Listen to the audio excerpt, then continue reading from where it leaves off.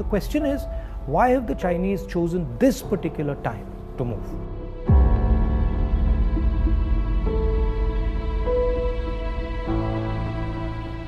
What is it about India's situation that has made China act in such an aggressive way?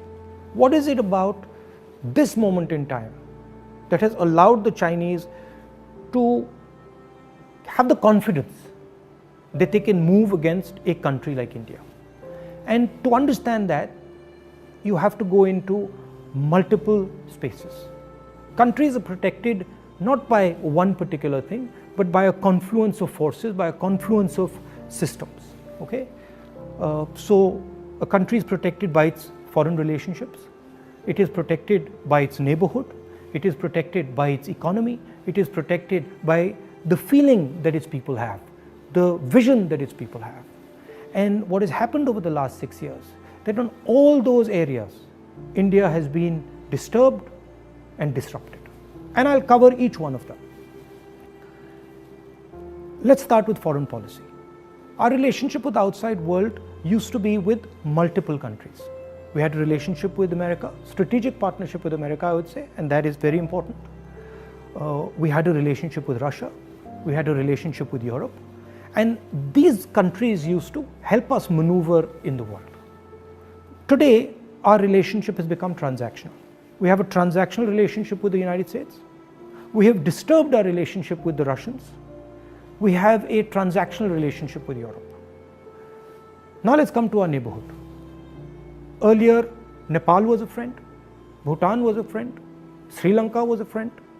Our neighborhood, other than Pakistan, was working with India and saw itself as being partnered with India. Today, Nepal is angry with us. If you go to Nepal and you speak to the Nepali people, they are furious with what has happened. Sri Lankans have given a port to the Chinese. Maldives is disturbed. Bhutan is disturbed. So we have disrupted our foreign partners, we've disrupted our neighborhood. Now let's come to the economy. Our pride, something that India used to go to the rest of the world and talk about, boast about. Worst economic growth, 50 years, no end in sight, absolute disaster, unemployment highest in 40-50 years. So our strengths have suddenly become our weaknesses. We told the government that, look, please realize that we are becoming vulnerable. All these things are connected. They're not separate. When you look at a nation, you have to look at all these factors and you have to act, taking into account all these factors. We told them, listen, for God's sake, inject money into the economy, fire the economy, and do it immediately. Protect the small and medium businesses. They refused to do it. So today you have a country which is economically in trouble as far as foreign policy is concerned, in trouble with its neighbors. And that's why the Chinese have decided that this is possibly the best time to act. And that is why they have acted.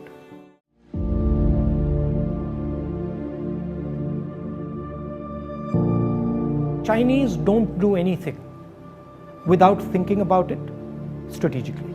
In their mind, they have mapped out the world and they are trying to shape the world.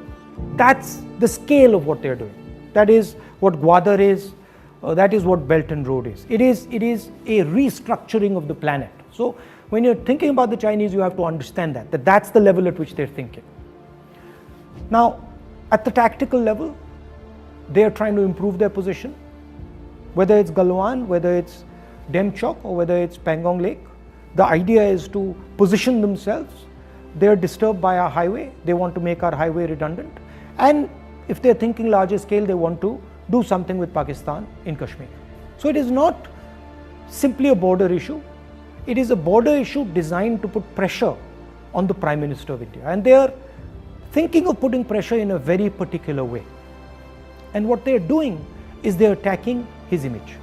They understand that in order for Mr. Narendra Modi to be an effective politician, in order for Mr. Narendra Modi to survive as a politician, he has to protect the idea of 56 inch.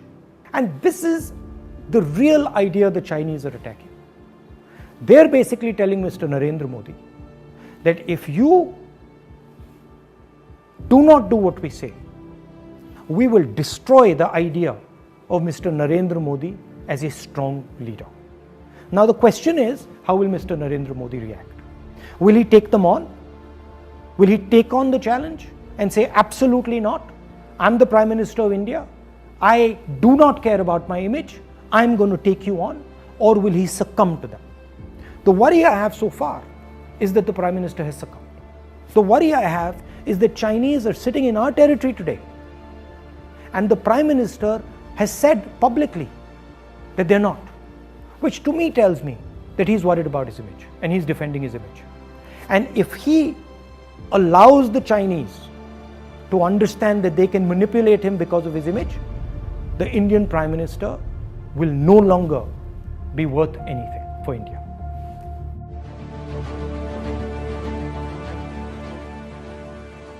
If you deal with them from a position of strength, you can work with them, you can get what you need, and it can be actually done. But if they sense weakness, then you've had it. Well, the first thing is, you're not going to take on China without a vision. And I don't mean a national vision, I mean an international vision. Belt and Road. An attempt to change the nature of the planet. India has to have a global vision. India now has to become an idea, and it has to become a global idea. The thing that's going to protect India is actually thinking big. Of course, we have this border issue, and we have to resolve this border issue. But we have to change our approach, we have to change how we think. This is the point at which the road parts. If we go this way, we become a major player. If we go this way, we become irrelevant. And that is why I am aggravated, because I can see that a huge opportunity is being lost. Why? Because we are not thinking long term, because we are not thinking big, and because we are disturbing our internal balance. We are fighting amongst each other. Just look at the politics. All day long, Indian is fighting Indian.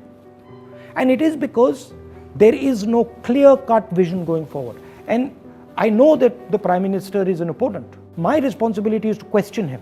My responsibility is to ask questions and put pressure on him so he does his work. His responsibility is to give the vision. And it's not there. I can tell you, guaranteed it's not there. And that's why China's in there today.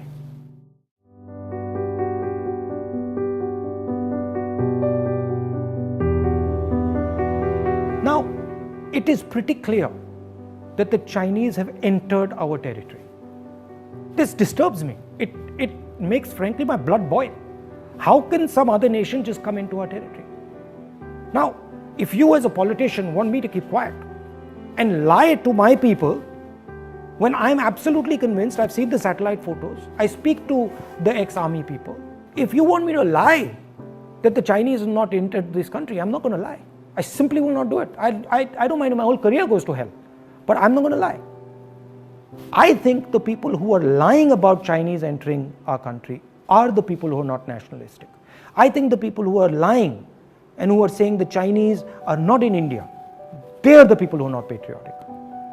So frankly, I don't care if it costs me politically. I don't care if I have no political career at all after that, but I am going to say the truth as far as Indian territory is concerned.